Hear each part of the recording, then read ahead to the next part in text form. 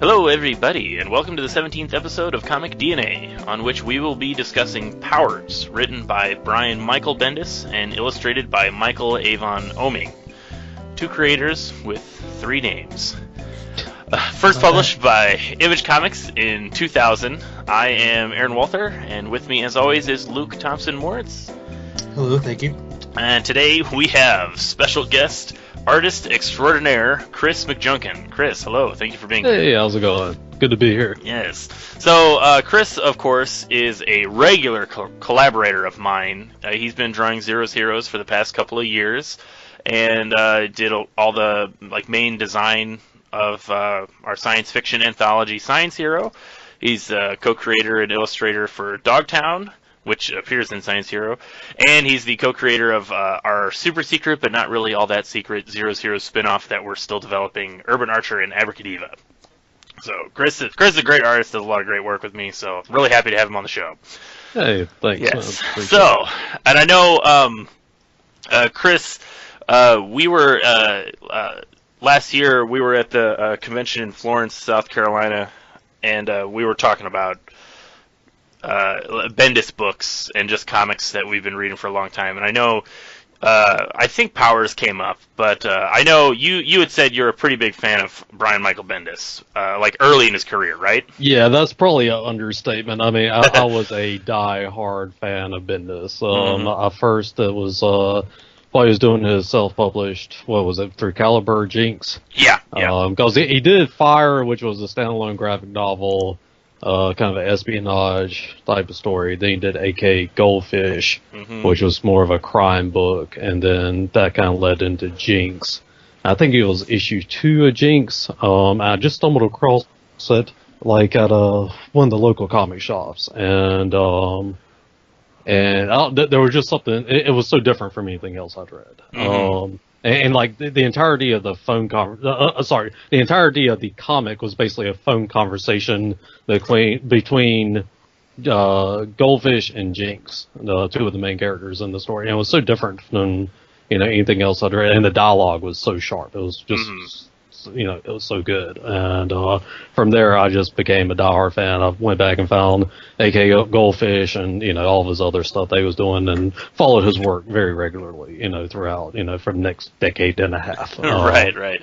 So yeah, and I actually, a kind of funny thing was I was such a big fan of him. I was pimping his stuff on message boards, and this would have been like 1996, in the early days of the internet. And Bendis actually came across me pimping his books on message boards. And he messaged me. He's like, "Hey man, I really appreciate it." I was like, awesome. "Hey, cool." He's like, "Yeah, I want to send you something. Shoot me your address, and I'll send you something in the mail." So I was like, "Okay, cool." Figuring it was be a comic, and he ended up sending me the entire AK Goldfish miniseries autographed, a postcard, a personalized postcard that was autographed, and a page of original artwork from AK Goldfish. Oh, that's cool. And I was just I was blown away, and that in and of itself made me, a die-hard fan forever. Oh, sure. Yeah. Yeah, I just it was just the nicest thing, I thought that was really, really awesome of him. That's I'm cool. probably a little biased. Yeah. Well, I was a really big fan of Bendis for a while. Bendis was he was kind of one of the guys that brought me back into comics. I've talked about this on the podcast before, with my history of comic books. Was as a kid I read a lot of comics, and then in the late 90s I kind of drifted away from comics because there were good comics being published, but I just wasn't aware of them. Because the stuff, as I was drifting away from the typical Marvel and DC stuff, and I didn't really have any replacements. So when I started kind of going back into comic book shops and looking for, independent stuff and just better written stuff, Bendis was one of the guys that kept popping up. And I remember when the Powers came out, the book that we were talking about, was one of the big ones that a lot of people were talking about. And he just had a style to his books. It was so unlike any other comic book that had ever been made. I really noticed that starting Powers. You know, I even said that to you. I think like this is really different than I expected, and I'm glad, but it was not what I expected at all.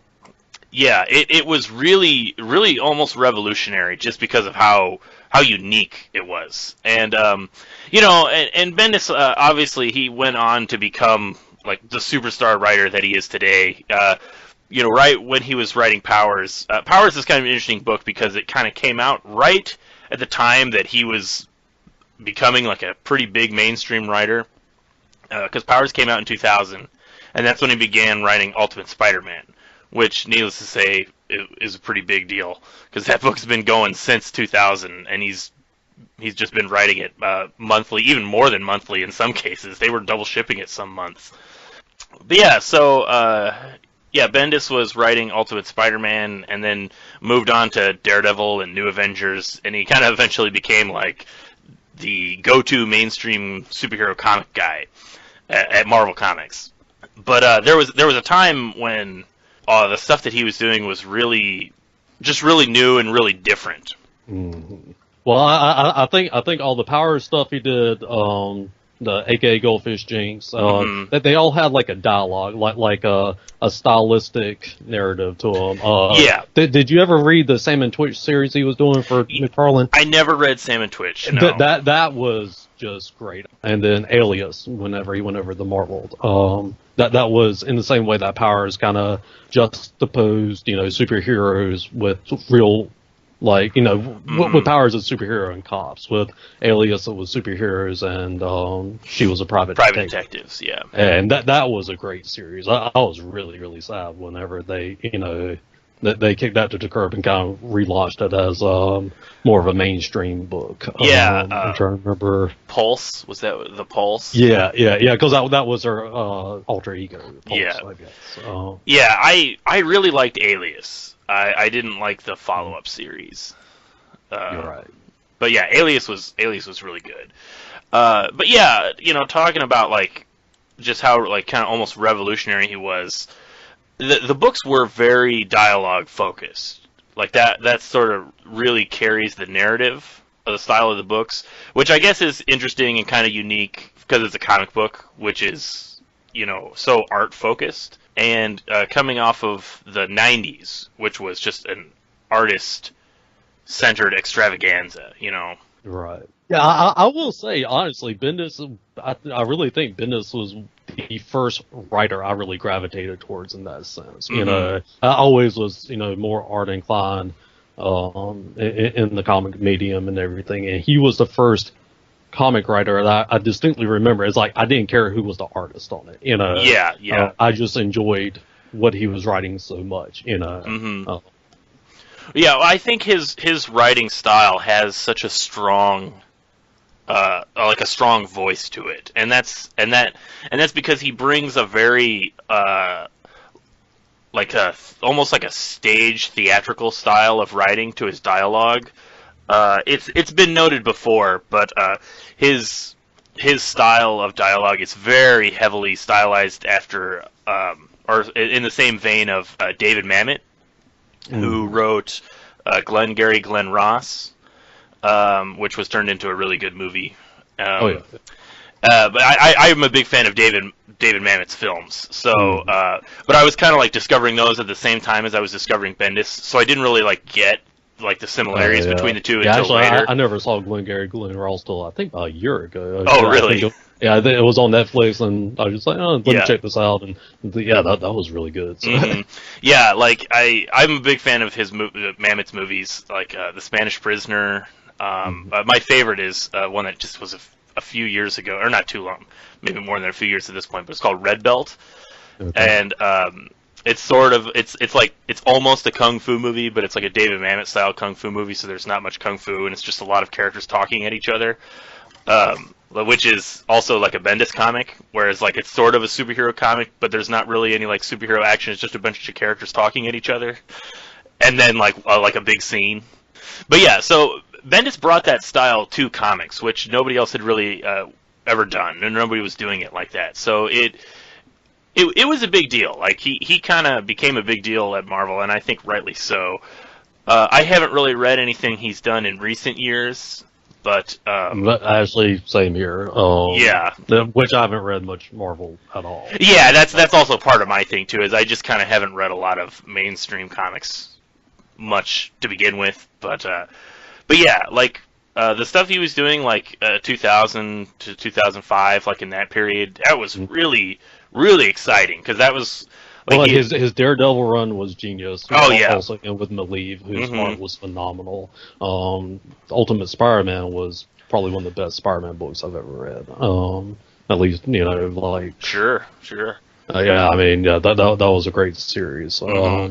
I really like what he was doing with Avengers whenever he first took over, and then I guess it was around the time of Secret Invasion. Yeah, I had stopped reading before that point. See, I love the House of M crossover. I thought that one was brilliantly done, which I think Bendis read that as well. And then with Secret Invasion, I don't know, for whatever reason, that one just didn't connect with me. Yeah. And then from that point on, I was just a little kind of out of it, as far as, because everything was huge crossover tie-in stuff. Yeah. And I really enjoyed that with, books like Powers or like his Daredevil run. It was, I only had to read one book. Yeah, I like Bendis' stuff when it's more small and contained. Right. I do think, when we do these podcasts, I try to keep them mostly positive. Like, I want to talk about things, that are really great, and I don't think there's much point in us talking about things that we don't like. But I do think Bendis has a lot of trouble when he's writing, like, team books with lots of characters, because I think what he's best at is writing a conversation between two characters. So when he's juggling like a dozen characters, they all kind of start to sound the same, and you kind of lose the organic nature of it. Yeah, exactly. Like the organic nature of the conversation, it all starts to it feels really weird, I think. And that's kind of partially why I stopped reading New Avengers and just his general Marvel stuff. But yeah, like his smaller books that had smaller casts, like you said, Ultimate Spider-Man, and I mean, I absolutely adored his Daredevil. Like, yeah, and I love Powers too. Powers is another good example of just doing like a little perspective, like a little twist on like a classic superhero story, but it's done like perfectly to Bendis' strengths, and that's partially, I think, why it plays so well. Oh yeah. So yeah, let's talk a little bit about Powers. Powers is we've kind of been talking about it, but we haven't really said what it is. So Powers is a police procedural about two homicide detectives who investigate cases that deal with superpowered people. So it's sort of like it's a superhero book, but it's told from the perspective of just like two cops. So you don't see any of the typical storytelling narratives, but you see all the like tropes, but from like a slightly outsider perspective. So Luke, why don't you kind of give us a plot of like what this first story arc was? We're just going to be talking about the first six issues, right? Yeah, the first 6 issues, which was the first story arc, Who Killed Retro Girl. Well, there's already kind of the synopsis. Yeah, well, that's just like an overview of the book, right? But right. What is the first story about? The first story arc introduces us to a little bit of the world that we're in. How you said it's a police procedural, but it's in the setting of a superhero dynamic. Mm-hmm.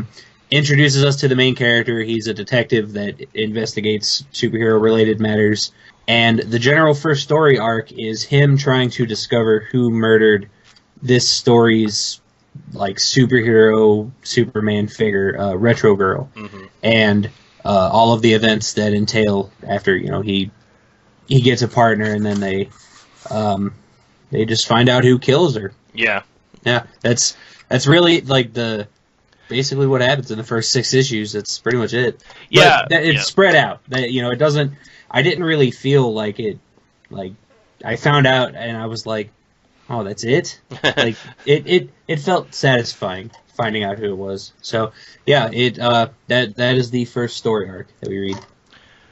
Yeah, Powers. One of the things that stands out about it is it was one of the first books to really pull the whole decompressed comics storytelling, which kind of became the standard for a while throughout the 2000s.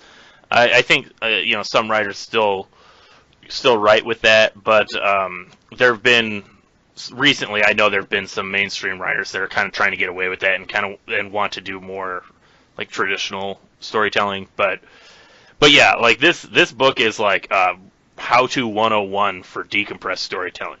Like there are not like a ton of twists, or the plot is really not that deep, but it's spaced out over 6 issues, and as we said, like the focus is just sort of on the character interactions and the characters, like all the little moments they have with each other while they're dealing with this. Which is why I instantly knew I was going to like this once I started figuring out how the characters talk to each other and all of his relationships with the characters in the world, kind of thing. I love really strong character development and character interactions, so seeing this was right up my alley. I had read a thing saying that one of the ways Bendis was going to stylize this story was it was going to sort of take the form of a like VH1 behind the music style look at the superheroes. Okay. And so you can kind of get that feeling when you're reading through the story, because there's a lot of little TV panels of like a news report of somebody kind of explaining. I really liked that issue of after it was the news report of Power. I said Power Girl. It was the news report of Retro Girl and all her impact on the world. And I really liked the part where it's got the. Oh, sorry. No, you're good. That was it. I was going to say, is that the part where it's got the main story going on the top half, and then they have the news report story? Yes. So you have the two kind of stories running simultaneously, which is kind of a cool plot device. And he's done similar stuff in some of his other works as well. Yeah, so. I really liked that. Like that, that was a nice, like utilization of like the comic book storytelling style, like of getting. All his pages are really stylized in specific ways, and this was such a different looking comic book page by having like the TV panels running across the bottom and then the regular story panels across the top. But there was still so much like negative space on the pages. Like, there's only on some of these pages there's only like 3 panels, but that still only takes up like half the page. The rest of it is just blank or like black, just blacked out. Mm-hmm. But it really does kind of like add to the atmosphere of the book, which just like it just looks so different from a standard comic book page, Yeah. Especially different from I like. I gotta say too that I'm like flipping through my copy here. Yeah. They, like all those really busy pages, like in the portion we're talking about, they do such a good job of having so much going on a page without feeling cluttered. Between having on some page like 10 or more panels, and then all of the dialogue, because he's very dialogue heavy, but it doesn't feel cluttered. There's a good flow to it, Mm-hmm. Yeah, and that's kind of like we had mentioned earlier. I think what's interesting about a Bendis comic book page, especially like in Powers, I noticed, was that a lot of times the flow of the page is controlled by the art. Your eye is following the motions of the art and where the art is leading across the page. But on a typical Bendis page, you're really being led by the word balloons. Mm-hmm. And there are some pages where there's a conversation going on, and the word balloon starts at the top of the page, and the conversation wiggles around through the whole page, and all the word balloons are connected together because it's one person saying something, and the balloons are spaced out, dragging the eye through the panels, down the page to the next panel, and across, all the way to the bottom of the page. And that is so, like, not many comics do that, or at least not many comics did that at the time. That was hugely different. Now, I wanted to ask if anybody else had this problem, and I think this was reading it in trade paperback form versus the single issue format, where some of the double page where you read from the left side to the right, where you're reading the 2 pages as one, and you don't catch the fact that you're supposed to be reading from the one page to the second page and back. That threw me off so bad. I had that on a few about pages. 4 times to me, where I was like, whoa, this dialogue doesn't make sense. And then I'll look over, and what's happening is because the middle gutter is, you don't get to see that, that quarter of an inch on the inside as well as you do, like on a thinner comic, issue, yeah. like a single issue. And so I don't know, that was the one thing I kept noticing in the trade paperback format is, and finally I got to a point where I was like, okay, let me look at the whole spread before I start reading. Right. Every time I turned a page, and then if it looked like something was bleeding over to the right page, I would catch it. Yeah. There were a couple of double page sequences where they utilized a rigid grid format, and it just looked like they just had 2 pages that had like a 9-page grid on them. And the regular comic book reading, you would just read the 9 panels on the one page and then move to the 9 panels on the next page.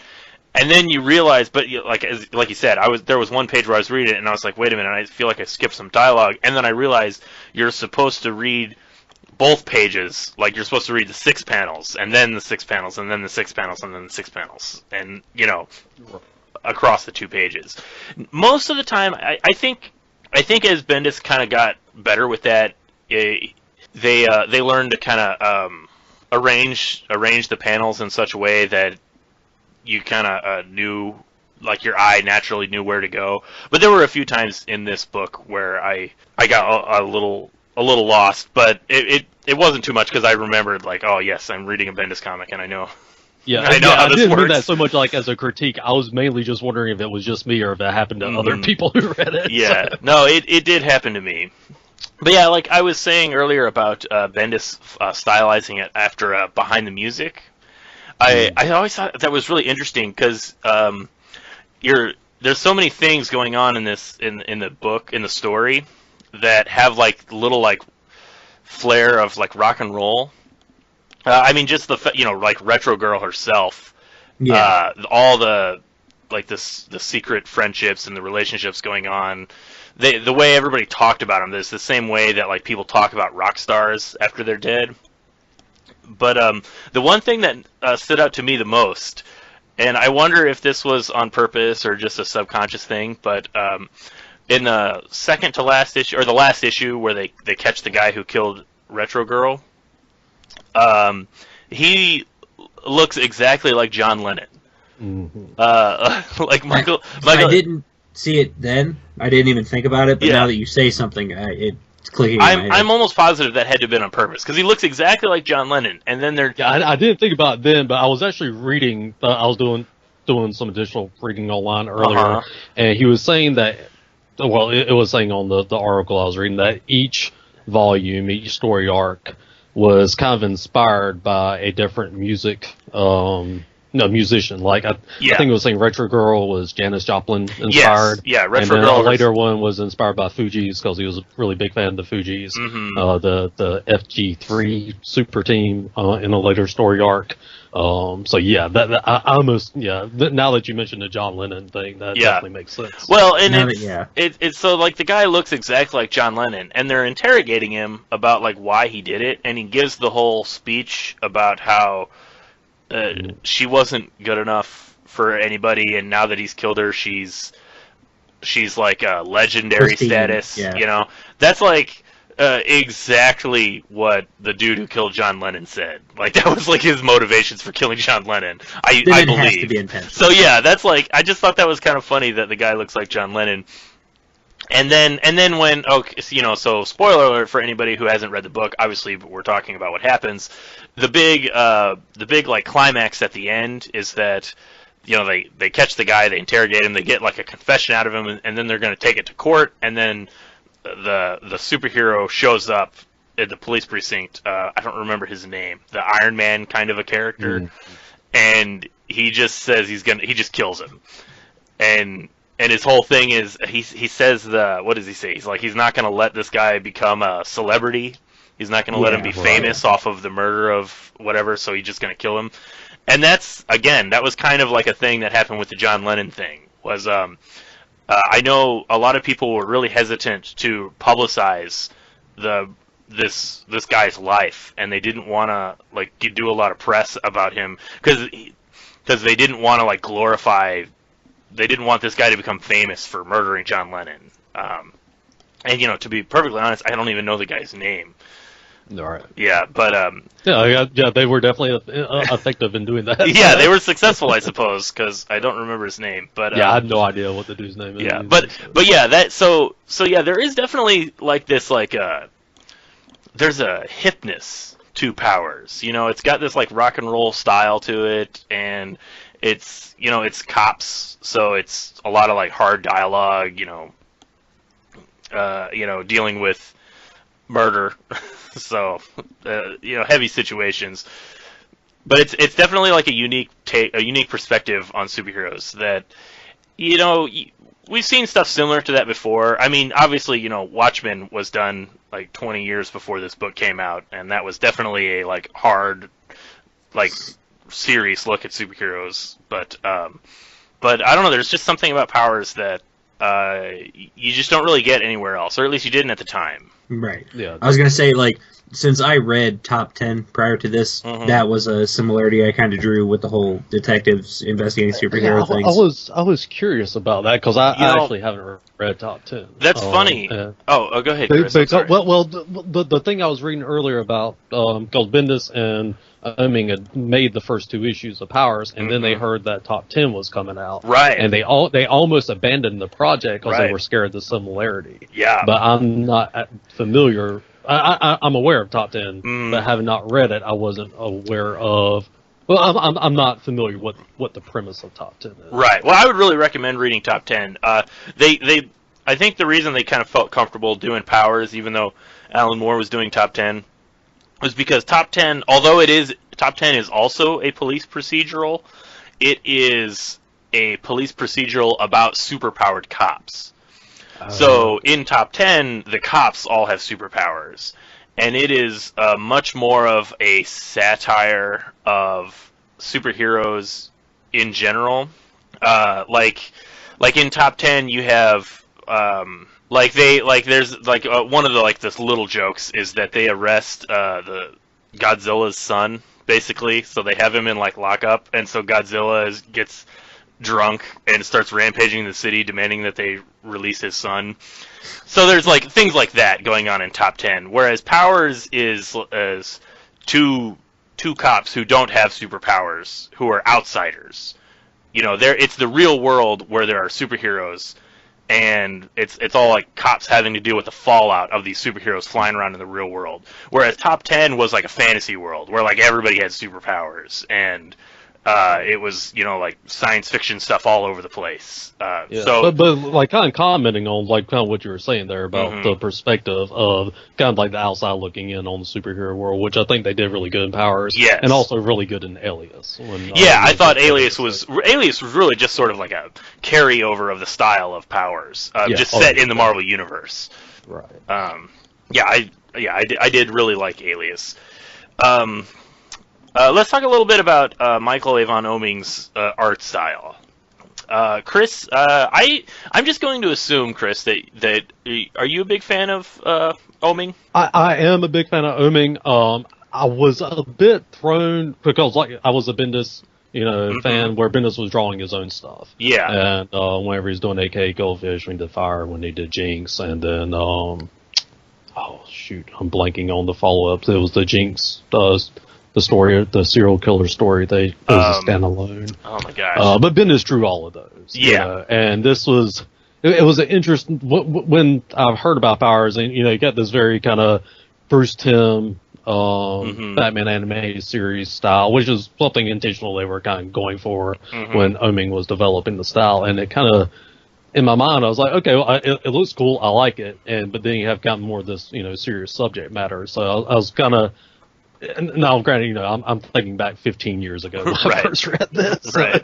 And I'm very much a big fan of Oeming now, but yeah, it was an interesting stylistic choice, So yeah, I mean, I enjoyed it.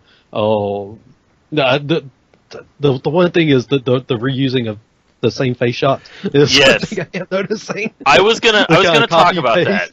That was one of the things I wanted to talk about, was the reuse of panels.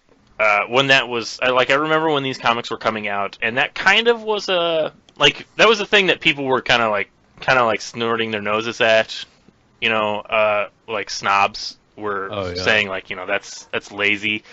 I do think it's obviously a shortcut. It's a shortcut in the art because, as we established earlier, the dialogue, like the word balloons, are really kind of what is the focus on the page, what is leading the page around.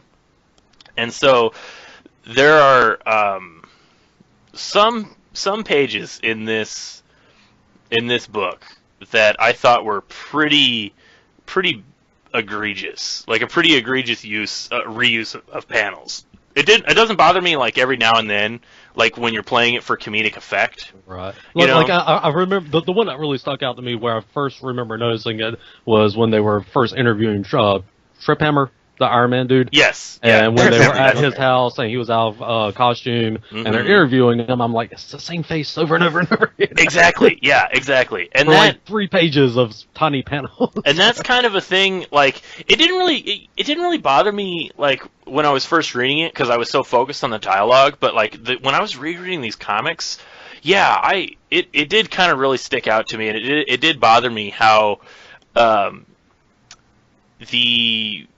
like, it's written like it's like for a TV show, right?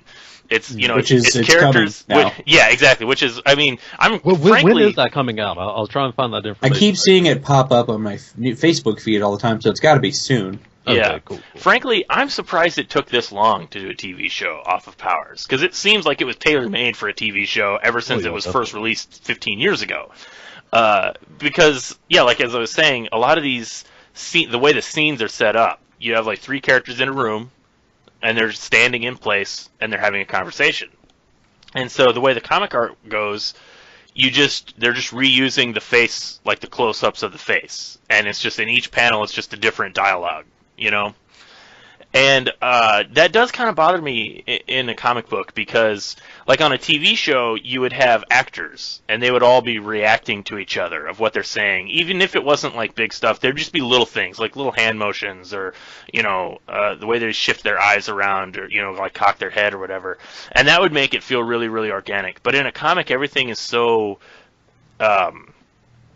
almost stiff because it's just like flipping back and forth between 2 pictures, you know? And that stood out to me a little bit more on a reread than it did the first time I read through it. March 10th. I don't know. I mean, to me, like, I don't know. I look for the subtle nuances in the expression or whatever whenever there's dialogue. You know, I know a lot of people that when they read comics, they zip through them. You know, yeah. I really I take my time. I look at each panel because, you know, I'm equally as interested in both facets of it, the art and the writing. Right, you know? right. And whenever it's like, it's kind of like to me, it's kind of the same as an actor who's not changing their facial expression at all when they're reading lines. You know, it's just kind of like, oh, wait, you know, because it's something I'm looking for. You know, just those subtle differences. If it's the same shot, you know, the same perspective and whatnot, that's cool. You know, but when it's like the same exact facial expression over and over, it's just like, oh, okay, well, you know, whatever. But you know, it's something that is hard to ignore. You know, exactly. I think the worst one was that there's the 2-page sequence in the first issue, and it's where they are introducing Dina, the partner, like the rookie. Well, she's not really a rookie, but like she just transferred, and she's like Walker's new partner, and that it's a 2-page sequence consisting of 12 panels, just 12 widescreen panels, you know, or 6 panels on each page. I'm actually looking at it right now. Yeah. And that whole sequence, it is just 2 panels alternating back and forth with the dialogue changing in each panel, and then a 1/3 panel thrown in at the end, like for a reaction shot of another character. And then they do kind of play with the eyes on Walker to kind of play like for the like the pauses in conversation, like who he's reacting to and who he's looking at. But like it is so, it's almost weird. Like it stood out to me like a lot on this reread. It's just like there was no really no real like camera motion, like no like playing with perspectives at all. It was just like skipping back and forth between 2 pictures, as I kind of said earlier. I thought that That stood out to me a lot. It's one thing when you just do like a couple of panels on a page, but for like a 2-page sequence like that, I was kind of surprised that they did that. In my mind, I think I noticed it, and I was kind of thrown off by it. But in my mind, I was telling myself, "There's no way they'd do that. I'm just seeing things." Now I know. Yeah. But I mean, like we said, it's the focus is on the dialogue and not the art. It's kind of interesting. Luke, if you remember when we recorded, let's see, this would have been way back in episode 5 of Comic DNA when we recorded. Dahmer? No, not Dahmer. Weapon X. Okay. We recorded Weapon X by Barry Windsor Smith, and we were talking about how just like the depth of his page layouts and how dense everything is. Chris, you're a pretty big fan of Barry Windsor Smith, right? I respect his art. Honestly, I was probably like 8 whenever like the Weapon X story was coming out. Sure, yeah. So haven't. Shamefully, I have not read a lot of his stuff. Everything I've ever seen by him looks amazing. But I have not read a lot of his work. So, well, I remember he did the Rune comic that was one of those independent books in the 90s. Yeah, Rune. Yeah. I probably have a couple of those laying around, kind of vampire type character. And I know he did, more Marvel work and whatnot, earlier. Yeah. Yeah, he got his start at Marvel, like drawing Conan, and he did some X-Men stuff. But so we did this episode of Weapon X by Barry Windsor Smith, and I've really got to go back and reread that or read that. I recommend it. It's one of my absolute favorite books. Well, it's one of those things I know is amazing, and it's like I'll totally get around to that. Right? Yeah, someday. But when we were talking about the art, and we were talking about Windsor Smith's use of the way he would have the visual narrative of like events of things happening, and then he'd have the text narrative of a conversation between two characters happening in a different place in time, but they're overlapping, juxtaposed against each other. Yeah. And I made a comment about how dense Smith's storytelling is, and I made a comment where I said if this was happening in a Bendis comic, it would just be two characters staring at each other, it would just be the same image over and over again with the dialogue, just like splattered across the page. And it wasn't necessarily, it was kind of a joke, like, right. But it's funny because when you compare like the two comics, like you compare these Powers pages, and you compare like pretty much any page out of Weapon X, like the one that we were talking about. It's like polar opposites in style of like page layouts. The Powers Bendis and Oeming book is definitely not near as dense as like a traditional comic book, and that was a huge selling point when the books first came out, was just how it's almost a little cliched, but it was very much sort of like this isn't your daddy's comic book, like this isn't your daddy's Oldsmobile, like it's fresh and it's new and it's different, and it was, and that's what I really liked about it. But no, I will say too that I did enjoy Oeming's work on this, and I think he has continued to grow. This was absolutely, 2001, This book was 15 years ago. Right.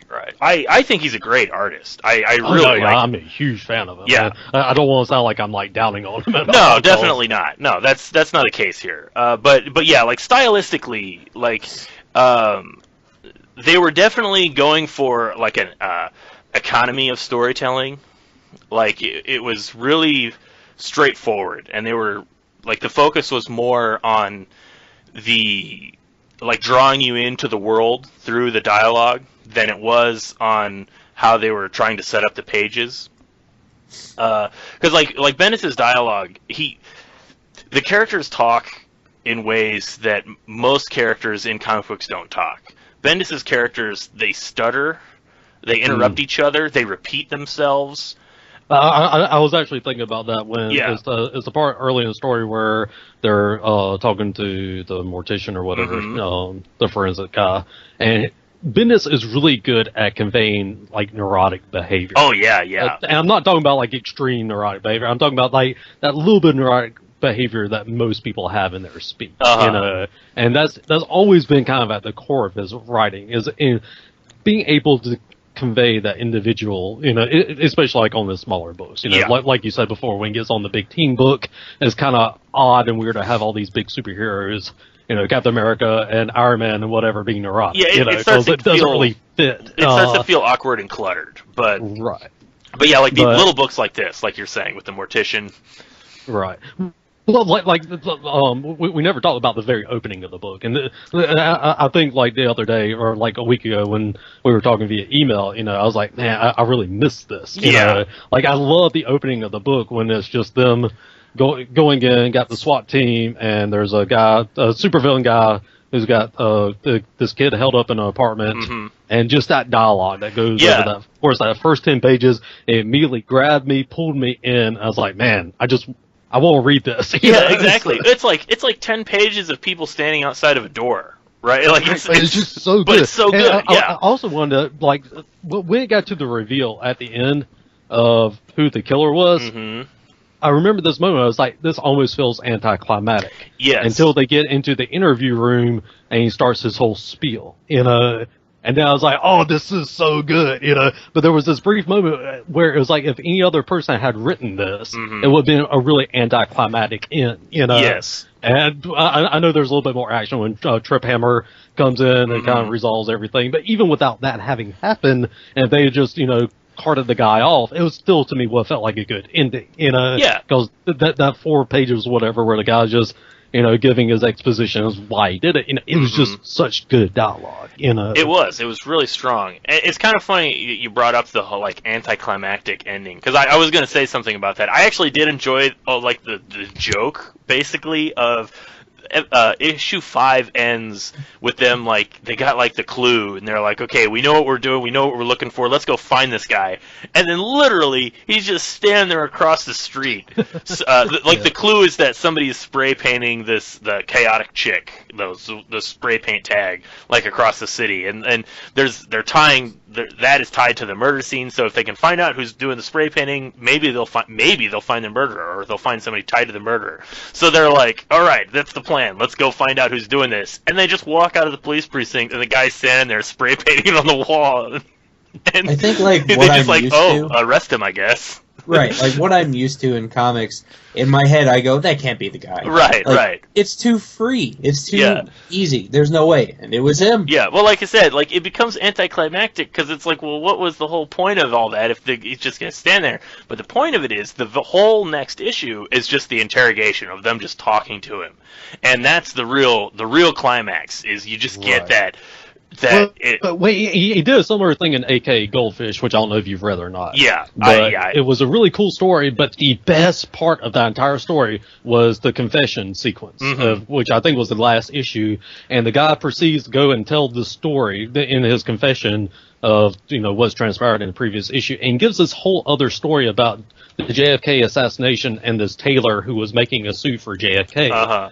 And it was so different from anything else I'd ever read in a comic, where this guy who's being interrogated just goes off and tells a story like somebody would just kind of throw a story out, but it also applied to the story at large, but it was just so different, it's like, man, this is just some genius writing, and it really does work though, because it's like with the real climax of the book being just that, the conversation between the characters, that does really like bookend with the beginning of the book, as you were saying, with Walker's going to the scene of the crime, and he basically just has to talk this guy out of the room. So it's really just people talking, but it's really really good, because it just feels so. I don't want to necessarily say it feels real, because it doesn't. It believable? Just.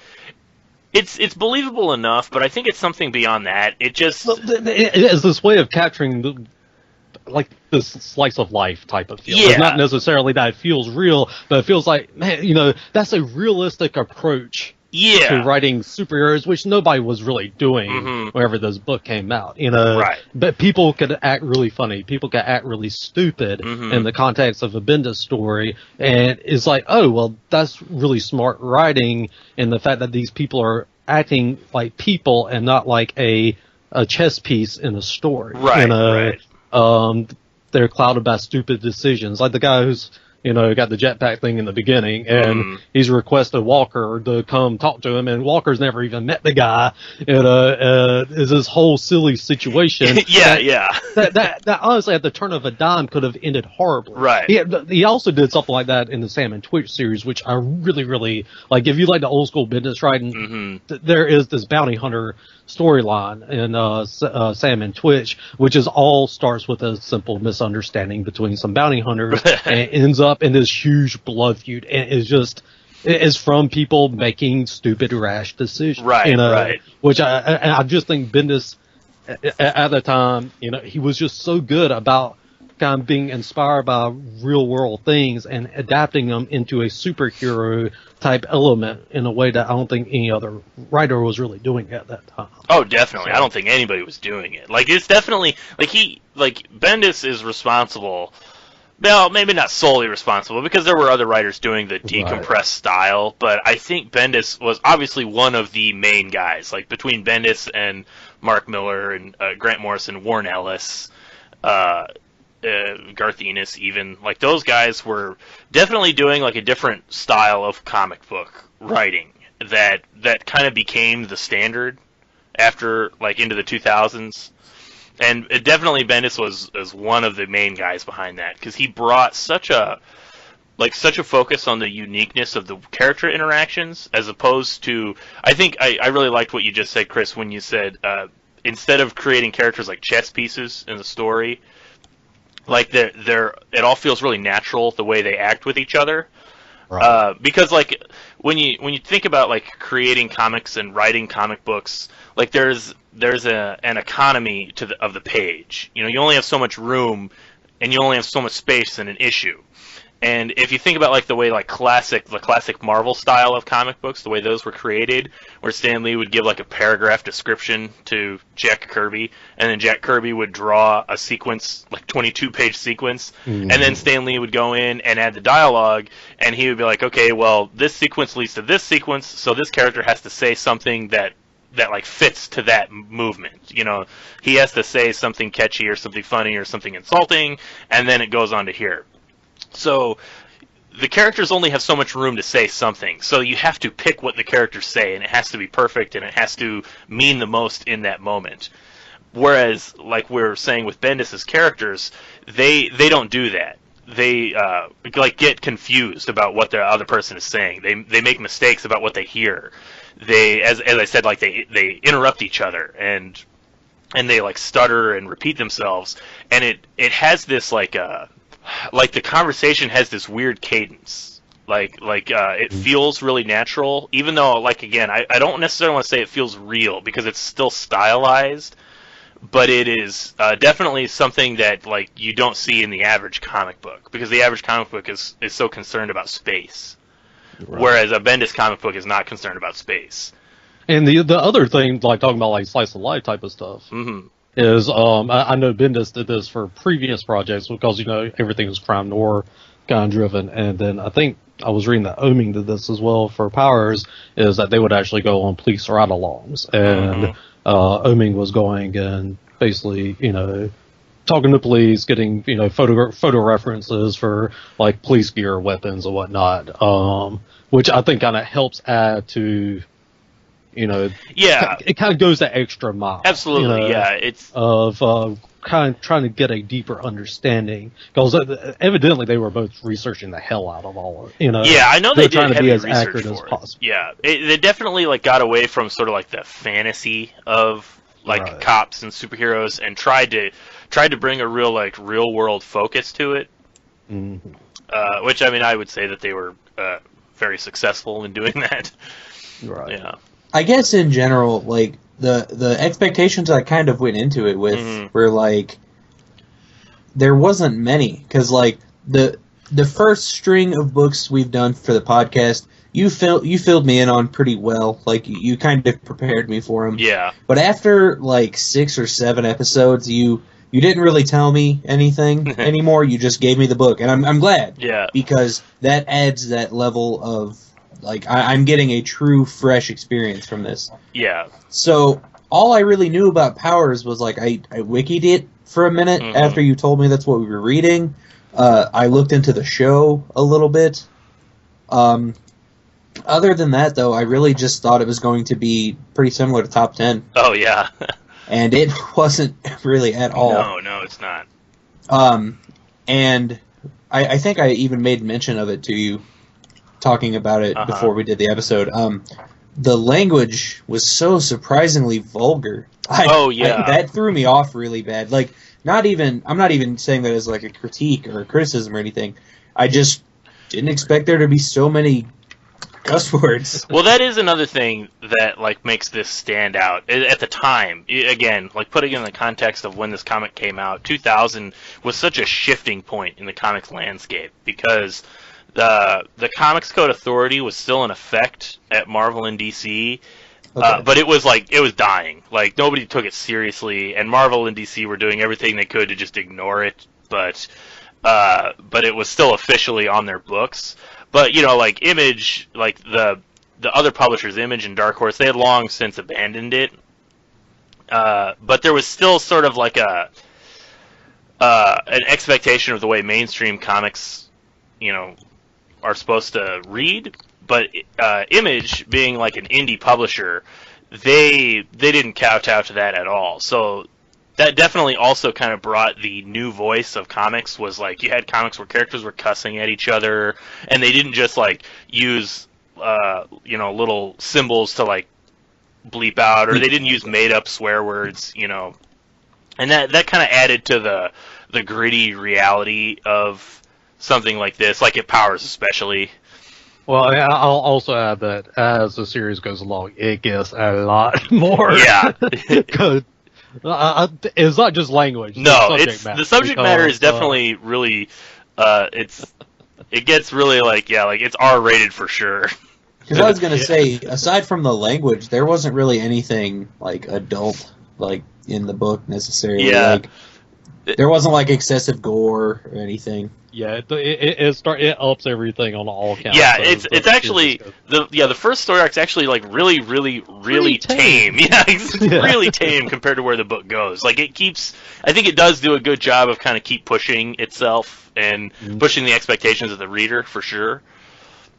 Okay, 2 questions actually about the book continuing. How long is this series? Like how many issues? Is it still going? It is still going technically. Oh my goodness. Yeah. Basically what happened was they did like 30 some odd issues at Image.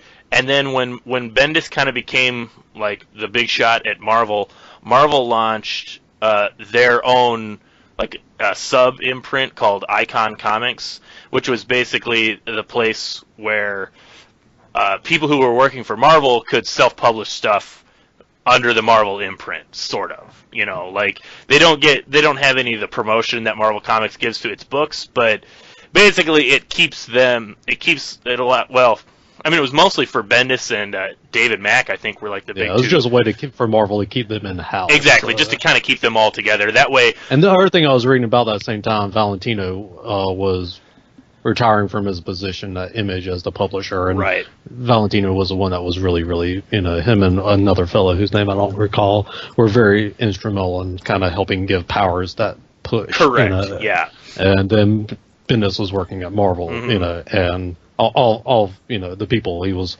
working closely with were there. So I guess it kind of it's just for him easier for him. Made sense. Yeah, it makes sense. Yeah, and so he did another 30 issues at Icon, and maybe it was probably more like 40 or 50 some odd issues. I can't remember because it got onto a really sporadic schedule because Bendis was writing like 20 comic books in a month. Like he was, well, maybe not 20, but I mean he was writing a lot. A lot. Yeah. It was a lot. He was writing a lot of monthly comics, and so Powers had a pretty irregular schedule, but it is still going in some fashion. But yeah, like it's kind of just been him and Oeming's like baby project. They just kind of keep doing it whenever they got time. They do it. They keep putting it out. Okay. I gotta say, like, as far up as I read, it continued to be pretty good. Yeah. I mean, Okay. like I remember they really go much more into Christian Walker's backstory. Right. When is wrapping up his tenure at Image later on. Mm-hmm. And that's one of the things I remember most, because that was a really interesting, different, and although the scope of it keeps changing throughout too. I mean, it's always kind of got the police procedural thing, but it's also always kind of almost morphing into a different type of book, and then kind of pulling back to the police procedural, at least up to the point I read. Yeah, it does sort of like shift they definitely around. kept it interesting. So. Yeah, absolutely. One of the last questions I have, I was curious about one of the characters, Cutter, the I guess almost the rival, the other detective to Walker. Does he become a villain? No, I don't think so. Okay, I just the way that, like, he's everyone just shoots always him kind down. of that jackass. That's Yeah, there. I think he becomes yeah. a little bit more likable as the story goes. Okay. But he's always just kind of a pain. He's just a jerk. Pain in the butt. Okay, because I was gonna say, like, the way they were, just everyone kept shooting him down and no one cared what he said. It seemed like it was going to be that setup where he's going to go, yeah. you know what? I see. Forget you guys. It does sort of have like the origins of a supervillain thing going on. That's like exactly what I everybody's thought. constantly chewing him out, and he's the world is. He was turning constantly against him. doing really stupid Wait, stuff. exactly. He was constantly just getting in the way. Well, I gotta say, in rereading this, and like I said, it's been a while since I read it, but Dina Pilgrim's character, who was constantly assaulting everyone. Yeah. I was kind of like, how is she still a cop? Because she assaults the three bald dudes. Right. That She work just, for Johnny Royal. beats him up. Basically for nothing. And that dude's already got like a big litigation happening against against the police department. precinct. And she's assaulting his staff. His employees. Yeah. And then she assaults Walker. Yeah. So, Of course. but that was one of those things. As I was reading, I was like, man, she just wants to fight everybody. So. Yep. She it's that typical like good cop bad cop thing. Like Right. almost like Walker's the good relatable guy, and then Dina's the punch first, ask questions later. Yeah. It's a good book. I think I like the way the book grows, kind of like as you were saying, Chris. Like it's definitely a book. It's definitely got me where I want to go back and reread the other ones. Yeah, I think it rewards like a long-term reader, like the book as a whole. Like it starts off almost like so small, like with the pretty basic mystery, pretty basic, little story arc. But it really kind of keeps growing and keeps going in a really satisfying way.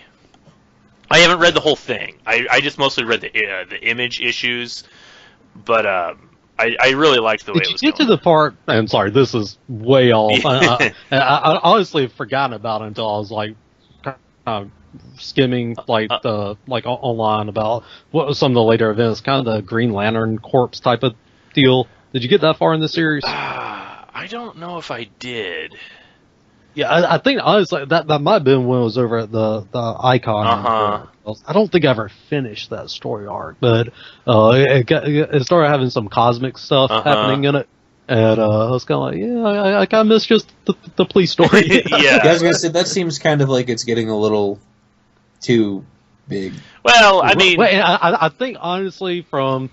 Like I said, I don't think I ever finished that storyline, but I think it was just in the context of a self-contained story, because they're basically all written as 6-issue story arcs. Yeah. Like, the issue that comes after this one, issue 7, is a standalone where actually Warren Ellis appears in the police ride-along. That's a funny issue. Yeah, he has. I really, really wish they would have had that in the back of this one, because I want to reread it. And granted, I have that around here in one of these long boxes somewhere, but I don't really keep my stuff in good order, so it's almost easy to just go buy it again than try to find it in my heap of stuff. So, but that was a great issue because it was kind of inspired by the fact that Bendis did Ride Along with Cops. So Warren Ellis appears in the Powers universe doing a ride along to research a story he's doing, and which I think in those first 10 issues, each issue had a guest appearance by somebody. Or I might start with like issue 4, and like whenever they're interviewing all the villains and heroes, in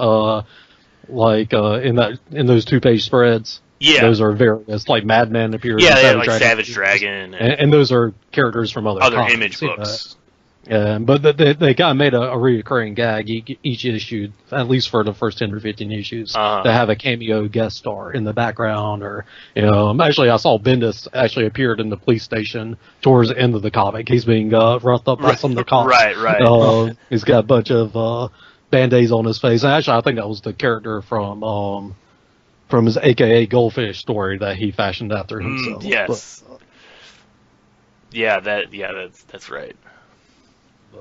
But yeah, they had a lot of like little funny gags throughout that are kind of happening in the background, or, like if you know to look for them or whatever. Yeah, it's that's another thing we kind of didn't talk about. It is the juxtaposition of Oeming's art, like his like Batman animated series style of art, with the gritty police procedural writing style of Bendis.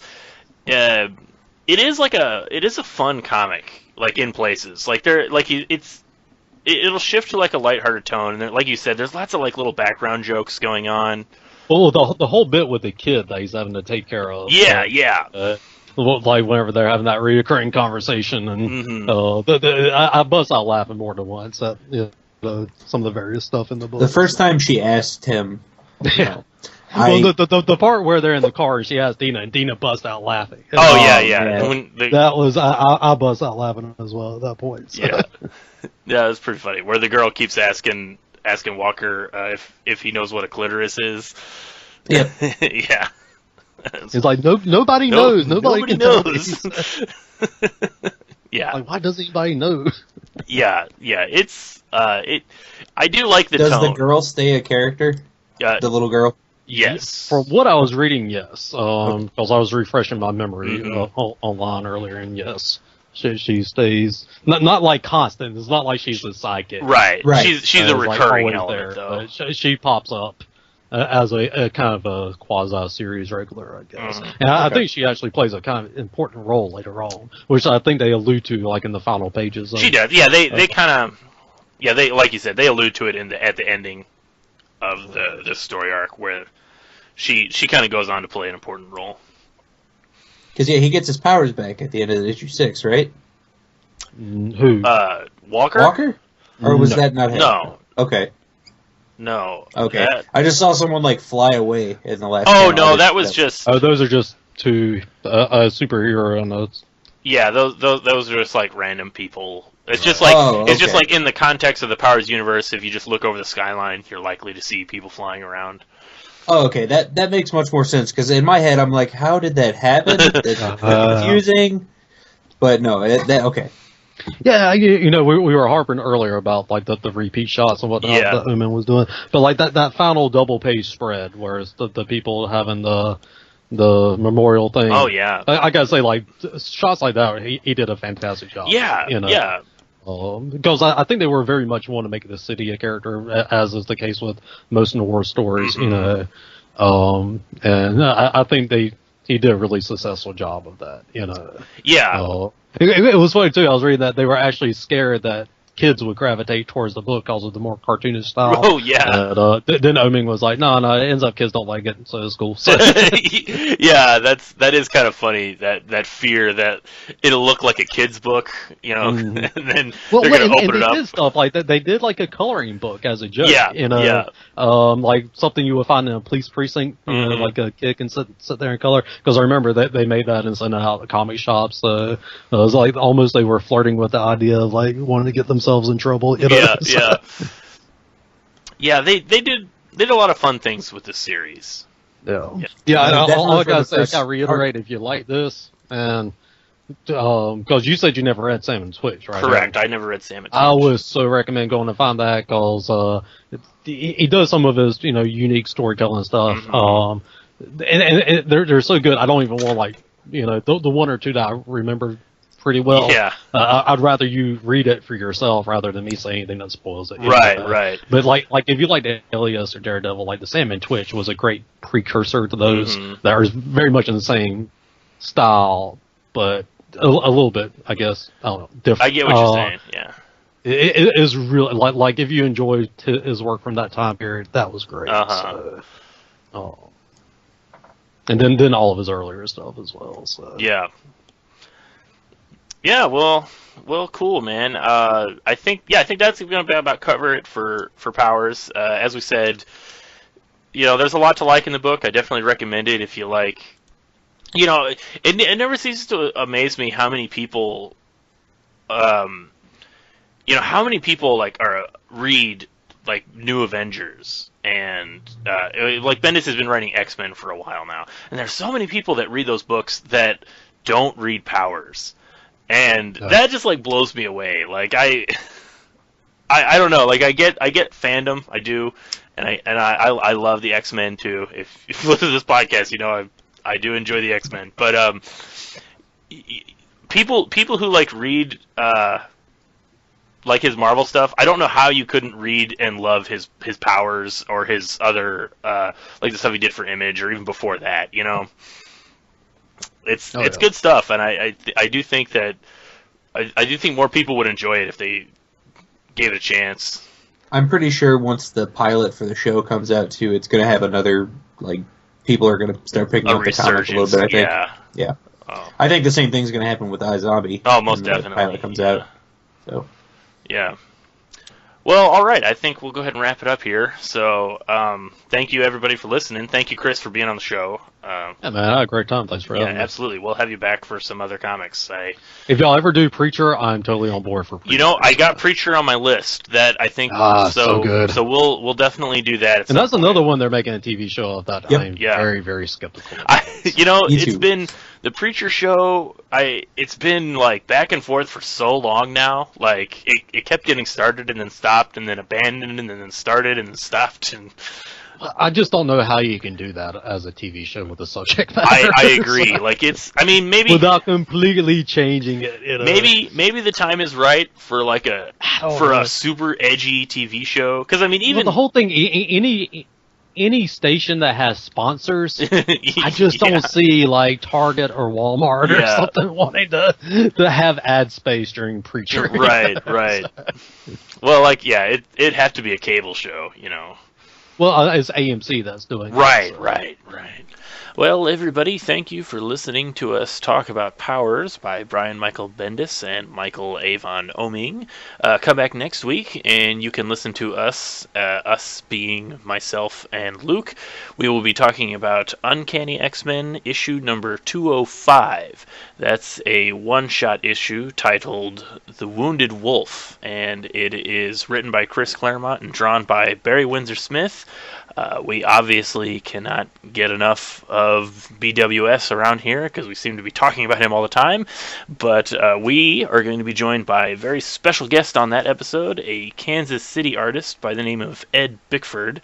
A cool guy and a new friend of mine that I've met on the convention circuit. And he is excited to talk about this issue of X-Men. It's one of his all-time favorites. Thank you, everybody, for listening. I am Aaron Walther. You can find me on Twitter at AAWALTHER. That's at AAWalther on Twitter. I'm also on Facebook. And you can find comics that I've written and some that I've almost drawn on my website, newhavencomics.com. And I also have a brand new website, AaronWalther.com. You can go there, and that website works more as a portfolio, just showing off some of the stuff that I've done. And I blogging on there, so we're trying out a new website, but so yeah, check that out. I'm also going to be at a comic book convention this weekend. Let's see, this episode is going to go up on March 11th. That's the date that we're putting this episode up, and the weekend of the 14th, 13th, 14th, 15th, I'm going to be in Kansas City at Planet City Comic Con. So if you're in the Midwest area and you like going to comic book conventions, I really recommend going to that show.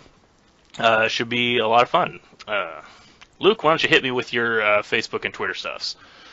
As always, you can find me on Facebook, Luke Moritz, and I am now on Twitter at Luke T. Moritz.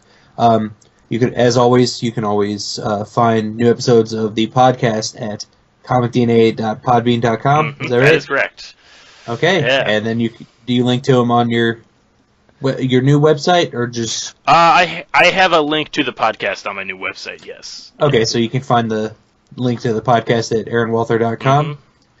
And Chris, you got any contact info you want to put out there? Well, I'll be at the SC Comic Con in Greenville, South Carolina on March 21st and 22nd. Mhm. And my website is junkdrawerstudio.com, and that's got links to all my other stuff, Facebook, DeviantArt, etc., etc. Mhm. So. And I guess I should also go ahead and point out that Chris and I are both going to be at it's called TriCon or Tri-State Con. It's Tri-State Comic Con called TriCon. Yeah, we're going to be Tri-State Comic Con. That's in West Virginia. Yeah, West Virginia. That is in Huntington, West Virginia. It's a really, really cool show. This is either their third or fourth year, and I've gone every year. It's always a good time. It's a one-day show, and if you're in the area, that's going to be on April 11th, so next month. Chris and I are going to both be there, slinging comics. So yeah, it should be cool. All right, thank you everybody for listening, and we will see you all next time.